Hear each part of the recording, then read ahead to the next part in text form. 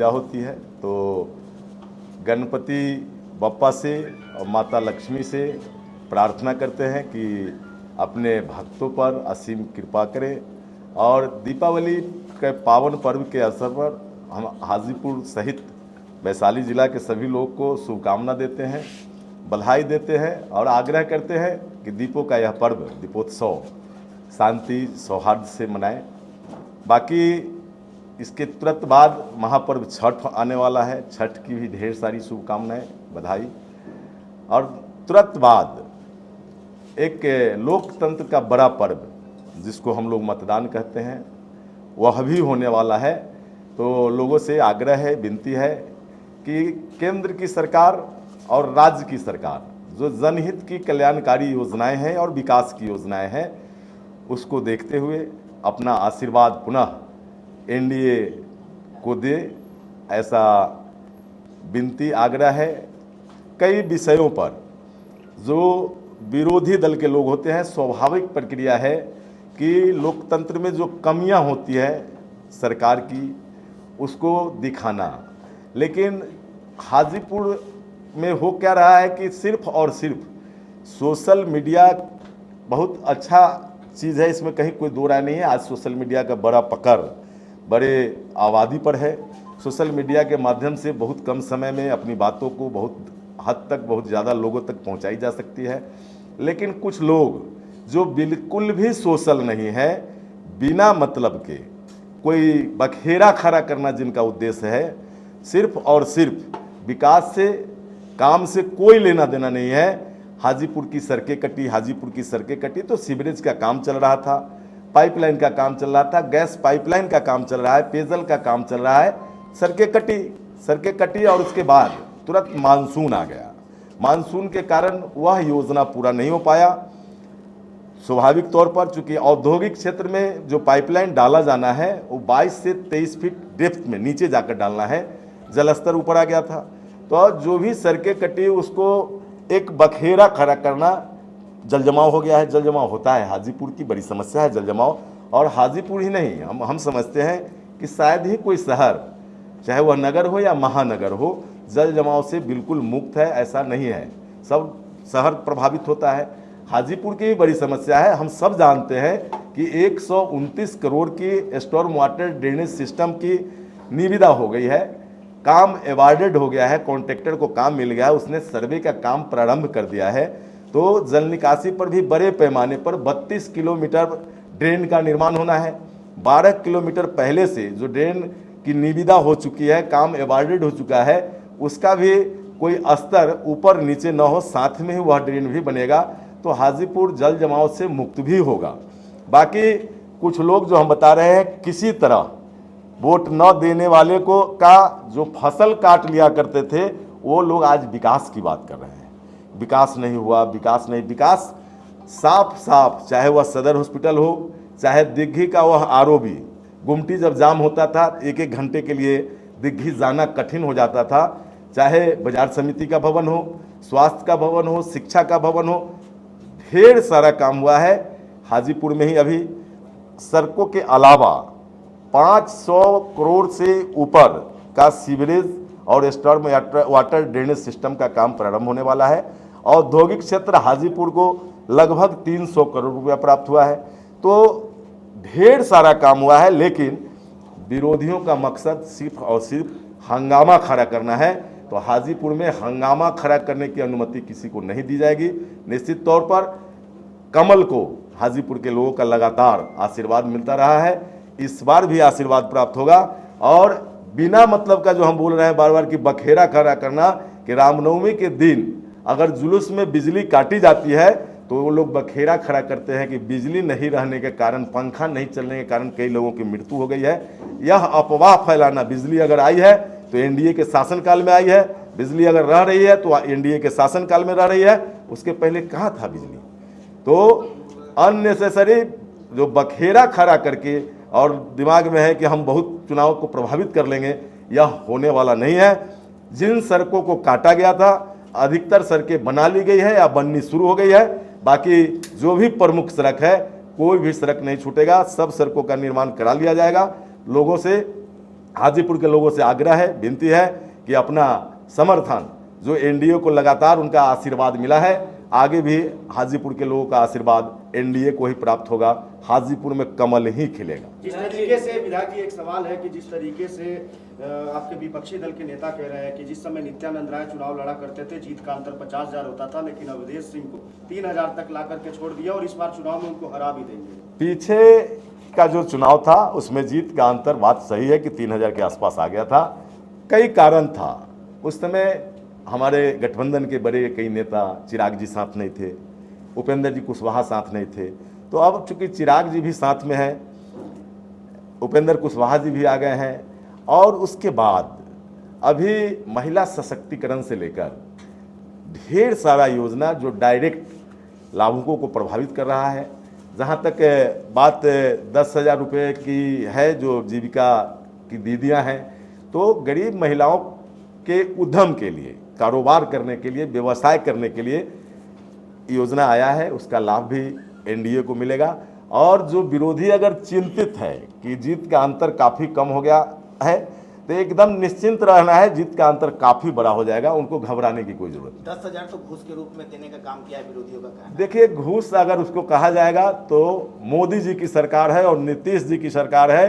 अगर योजना चलाना घूस है तो वह घूस पहले से भी किसान सम्मान निधि के रूप में और कई योजनाओं के रूप में मिलता रहा है, आगे भी वह मिलता रहे। 10,000 में क्या व्यवसाय करेंगी महिला? देखिए, जो बड़े लोग होते हैं उनको 10,000 नहीं 10 लाख में भी व्यवसाय नहीं कर पाते हैं। जो गरीब लोग हैं उनके लिए 1,100 रुपया, 400 रुपया था पहले सामाजिक सुरक्षा पेंशन, तो कोई कह सकता है कि 1,100 रुपये में क्या होगा, लेकिन उन गरीबों से जाके देखिए, उनके चेहरों की मुस्कान को देखिए कि 400 से अगर 1,100 रुपये की राशि हुई है, उनके लिए बड़ा चीज़ है। समय से वह पैसा बिना कटे छटे, पहले के समय में, आज जो विरोधी बात करते हैं 6-6 महीना पर उनके राज्य में पैसा आता था, 200 रुपये मिलता था महीने का, और 6 महीना हो जाता था तो 3 महीना का पैसा आता था। आधा पैसा बिचौलिया रखता था और आधा पैसा उनको दे करके अंगूठा का निशान लगवा दिया जाता था। आज मोदी जी की सरकार है, नीतीश जी की सरकार है, चिराग पासवान जी की सरकार है। 1 रुपया अगर दिल्ली से चलता है तो सीधा सीधा 1 रुपया ही बैंक खाते में आता है। वो 10,000 में भी तो बोल रहे हैं, विपक्ष बोल रही है कि वो 10,000 जैसे ही चुनाव खत्म होगा और उससे पैसा वापस लिया जाएगा। अगर पैसा नहीं मिलता है तो सभी बिहार वासियों जिसको भी पैसा गया उसका सिविल खत्म हो जाएगा। हाँ, तो जो विरोधी हैं, अपने बिहार में जो विरोधी लोग हैं, उनका सोच वहीं से शुरू होता है और वहीं खत्म होता है। कहीं देना है या नहीं देना है। आप जो विरोधी की बात कर रहे हैं, विरोधियों का सोच वहीं से शुरू होता है, वहीं खत्म होता है। ना उनको विकास से कोई लेना देना है। सीधा और सीधा हम बता रहे थे, यह वही लोग हैं जो वोट नहीं देने वाले का फसल काट लिया करते थे, उनका रास्ता काट दिया करते थे, वही विरोधी है। कोई पैसा बिहार की सरकार ने साफ साफ कह दिया है कि इसको वापस नहीं करना है। 6 महीने के भीतर, चुनाव के 6 महीने के भीतर आकलन होगा। जो महिलाएं उद्यम कर रही है और आगे का कुछ प्लान किया है, उनको और पैसा बिहार की सरकार देगी। बिहार में वह पैसा सबके लिए है जो जीविका से जुड़ी दीदियां हैं या जो जीविका के ग्रुप से आज जुड़ रही है। लगभग 1,40,00,000 के आसपास जीविका से जुड़ी महिलाएं पहले से है, लेकिन सरकार ने जो प्लान किया है 3 करोड़ महिलाओं के खाते में जाना है, भी वो बचेगी नहीं। जिनका भी रजिस्ट्रेशन होगा सब लोगों को वह पैसा जाना। इसे लोन समझा जाए या चुनावी तोहफा? अरे, यह महिला सशक्तिकरण का बहुत बड़ी योजना है। जिनको नहीं समझ में आ रहा है नहीं समझे। अगर कुछ लोग ही महिला सशक्त होती है, कुछ महिला ही सशक्त होती है, वह आने वाले भविष्य के लिए एक बड़ा विषय होगा। महिलाएं ही पैसा बचाती है अपने परिवार की। जो अपने हम और आप जिस परिवार से आते हैं, जो पुरुष लोग होते हैं, थोड़ा ज़्यादा पैसा बच जाता है तो खर्च करने के आदी होते हैं। महिलाएं उस पैसे को बचा करके ज़रूरत के समय में काम आए परिवार के लोगों का, इसके लिए पैसा बचाती है। महिला सशक्त होगी तभी बिहार सशक्त होगा, और बिहार सशक्त होगा तभी प्रधानमंत्री जी का वह विज़न कि 2045 तक 47 तक भारत सशक्त राष्ट्र बने, उसमें बड़ी अहम रोल इस योजना का होने वाला है। हर परिवार से एक नौकरी जो इंडिया गठबंधन का है, क्या कहेंगे? उस शायद कुछ लोगों ने कहा है कि हम आएंगे तो नौकरी देंगे हर परिवार से एक। उनको पता है कि उनको आना ही नहीं है। वह नौबत बिहार के लोग नहीं आने देगी, आना नहीं है, इसलिए उस विषय पर बात करने का कोई अर्थ नहीं। आज इस बार जनस्वराज के आपके लिए चैलेंज होगा, जनस्वराज आपके लिए चैलेंज होगा। जन स्वराज हाजीपुर सहित पूरे बिहार के लिए कोई चैलेंज नहीं है। एक हवा, एक गुबार चला था, बिहार के लोग और दिल्ली में जो केजरीवाल साहब की सरकार बनी, बिहार के लोग राजनीतिक रूप से बहुत ही समृद्ध लोग हैं, लोकतंत्र की जननी है वैशाली। यहाँ उस तरह का सिगोफा चला करके सरकार में आ जाना या रिजल्ट को प्रभावित कर देना बिहार के लोग यह होने नहीं देंगे। बिहार के लोग की राजनीतिक जो समझ है काफ़ी आगे है।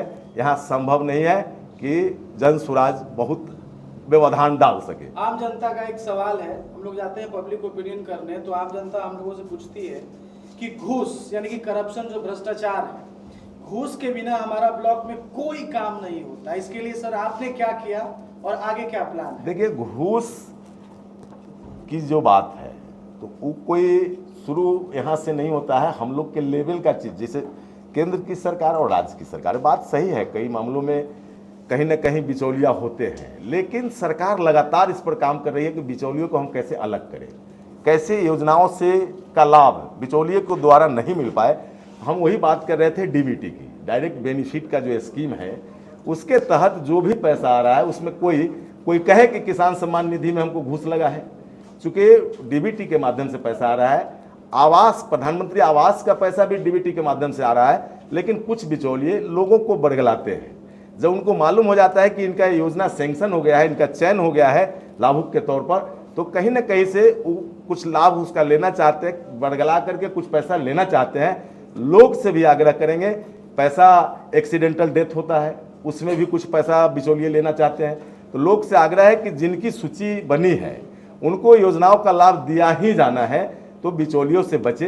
बाकी सरकार लगातार इस पर काम कर रही है और आज हम दावे के साथ कह सकते हैं कि भारत सरकार का या बिहार सरकार का कई ऐसी योजनाएं हैं जिसमें जो पैसा जितना चलता है उतना पैसा लाभुक के खाते में जाता है। बहुत सारी योजनाओं को पंचायत सरकार बाधित कर देती है, जैसे तैसे, उसको कैसे सुधारेंगे? अभी हाल फिलहाल में, अब आने वाले समय में, चाहे वह मनरेगा का पैसा हो या पंचायती राज का जो भी पैसा कई जगह से होते हुए आता था, व्यवस्था ऐसी की गई है कि सीधा दिल्ली से जो पैसा चलेगा सीधा पंचायतों के खाते में जाएगा।